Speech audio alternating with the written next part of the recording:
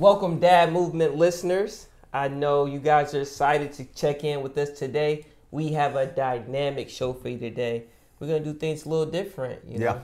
Today, you finally get to figure out who is the Dad Movement, where do they come from, and why is it this passion towards fatherhood?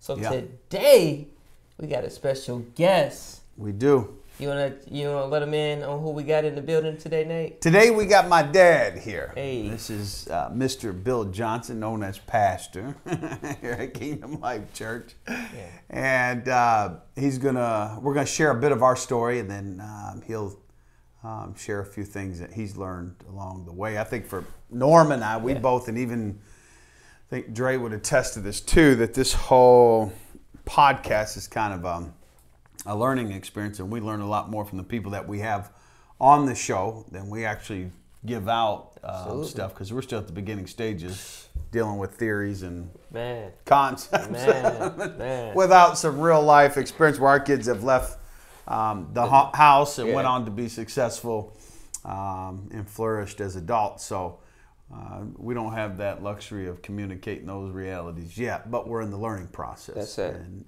we've got the right people around us to help us with those. So, today we got my pops on here. I'm looking forward to it. Yeah.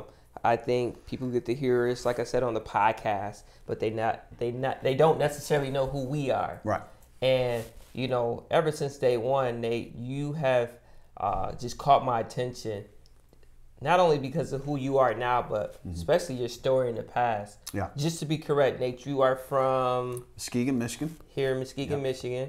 Yep. And grew up. Tell me a little bit how you grew up, man. Who is Nate Johnson? Where did you come from? What's that past looking like? So, Nate Johnson from Muskegon. Actually was born in Grand Haven. And I think the day after I was born, they moved to Muskegon, correct? Then we came up here to Muskegon, grew up here. And by the time I was 12 years old, I had begun to make decisions that put me in front of the court system. Where the police were beginning to become regulars, knocking on the doors, wanting to talk with my parents and wanting to talk with me about certain things. And obviously, that in my story, that escalated into eventually finding myself in the Michigan Department of Corrections, serving a pretty lengthy prison sentence on armed robbery charges and delivery of cocaine, felony firearm charges.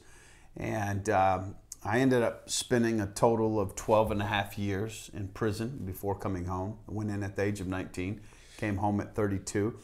And how all of that relates to why I want to be a part of this Dad Movement podcast is prior to me going to prison, there was a girl that I was with, had met her about a month before I got locked up, and she ended up getting pregnant. I didn't find out until I was in jail. I'm in jail, and I end up calling one time, and she's like, I'm pregnant. I'm like, oh, no. Because at the time, my mindset, I wasn't trying to have children, right? I knew I was out in the streets, so I wasn't trying to. So she ends up getting pregnant, get to prison.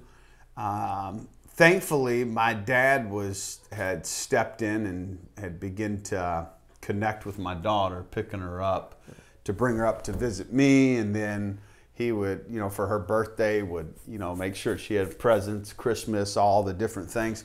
So Pop stepped in and played a very significant role in that in my time in prison. So by the time I came home, she was turning 12 years old, and I didn't have a clue of what I was doing as a parent, and so I just have to go off of my own experience growing up and then whatever I thought should have done that. And at the very beginning, I did the best I could, but it still had some challenges that went with it being a dad. On parole, having to deal with another parent on the other side of this thing who was very uncooperative. So that created a whole challenge. I'm on parole, so I gotta, I'm consciously wondering, is she gonna call my parole agent? Is she gonna call the police? Am I gonna find myself locked back up for something stupid? And then I can't be a dad who's in the mix, being a father to my daughter. So it presented a number of different challenges, which was very, very challenging for me. And I, and so after coming home from prison, I begin working with men and women coming home from prison. And I'm seeing the same challenges that I had when I came home, in and through their experiences. And this challenge of attempting to be a dad while coming home from prison. And some of the guys like myself, I met my daughter on prison visits, but those are they're supervised and confined. And so once I came home, I was able to actually meet my daughter in the free world out here for the first time. And she was 12 years old. And so we had to get to know each other, and coming home, starting the reentry, and I'm seeing guys going through that same challenge.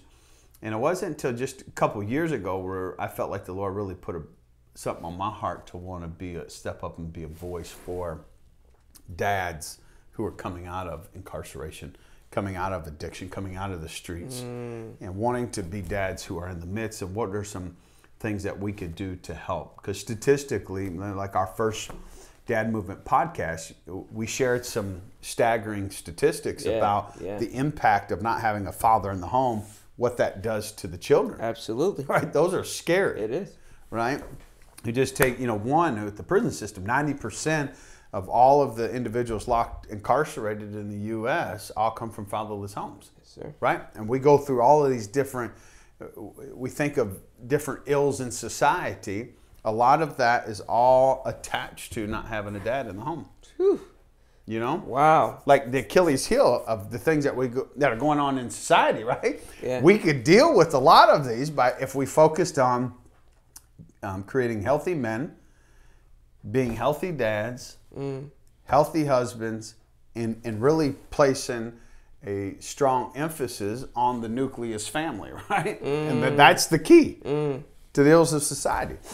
And again, whenever we deal with social issues, nothing's ever 100%. No, but this is one of the main things. We're dealing with crime, alcohol, sex trafficking, runaway, teen suicide. High school, 75% of all high school dropouts come from fatherless homes. Absolutely. And we go through all the statistics. Fathers play a major role in that. Absolutely. And so I know the demographic of individuals that I work with are in a similar situation as I am, and so I want to make sure that I steward my influence to help those coming behind me to be the best that they can be in regards as it relates to them being dads. Wow. Yeah, Nate, that was powerful, man, and I can only imagine to go through all of this and to have your father, looking in on, just your life while you were in prison, you're coming home. What was that? What was it like being a dad and knowing your son is going through all of this and now being ready to, becoming a father while in prison, coming home and then knowing, the barriers and the hurdles that he was going to have to jump into being a father? Well, I went to prison myself early on. I don't know, I was 24 when I went to prison. So, and I came from a home that my father was present physically, but he really wasn't present. I can count on one hand the number of conversations we had. Wow. Yeah, for real. And still have fingers left.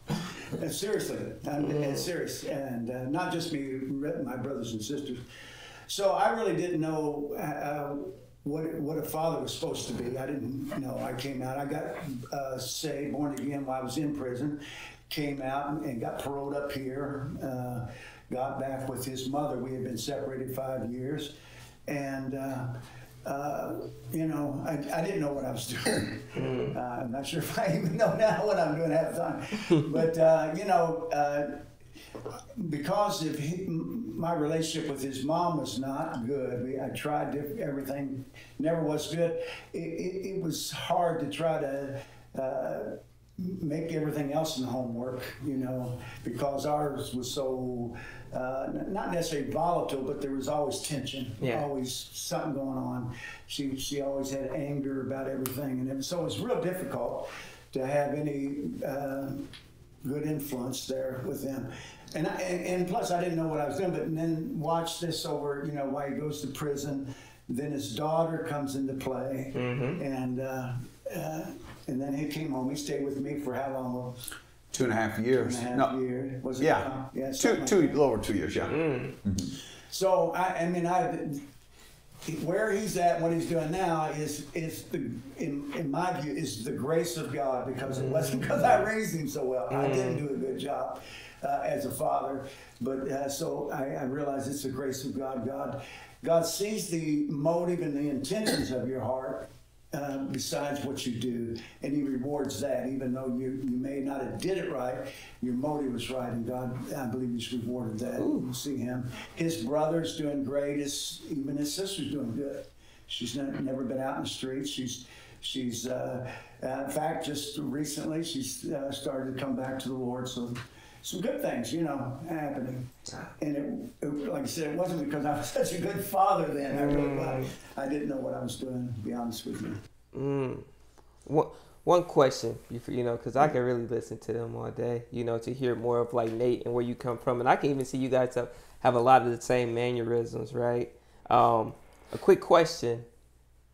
You right now, Nate, running this organization, doing so many good things, as a father and a family man.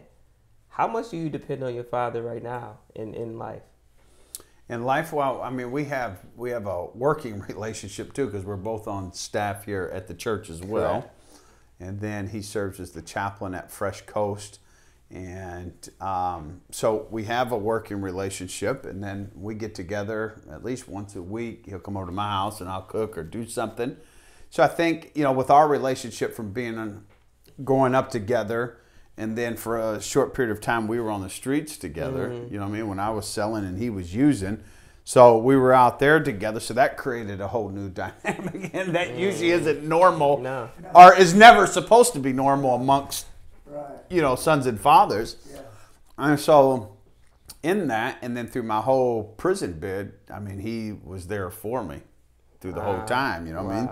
Sending me money, accepting phone calls, which isn't normal, especially with dads, right? Yeah. I mean, we've talked about on Mother's Day, the guys who make cards. I mean, the guys who make cards for whatever, on Mother's Day, they make a killing. Can't make enough. Yeah, when Father's Day comes around, no one gets a card, maybe one or two. Yeah.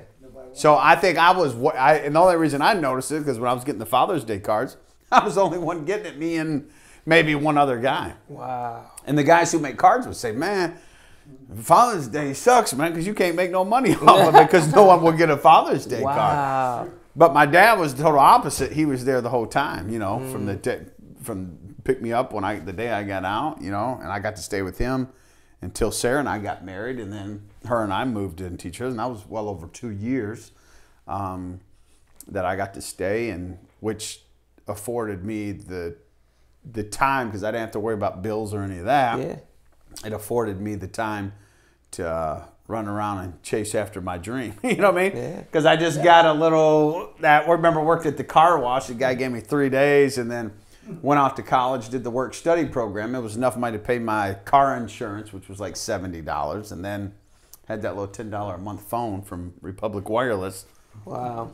And then Sarah, whenever we went out to eat, usually she paid for it. So, I mean, that was huge. I wouldn't be able to do what I'm doing now if I hadn't had the opportunity to stay with him, to live for free, so to speak.